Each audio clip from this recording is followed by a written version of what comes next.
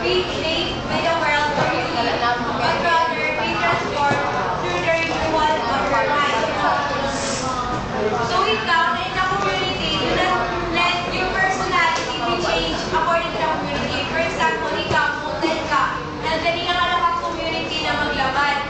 So ikaw, do not let the other people na mag-influence you with doing bad things.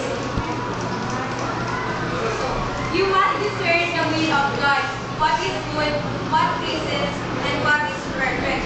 So instead of doing bad, you should do what God's will for you, and that is doing good and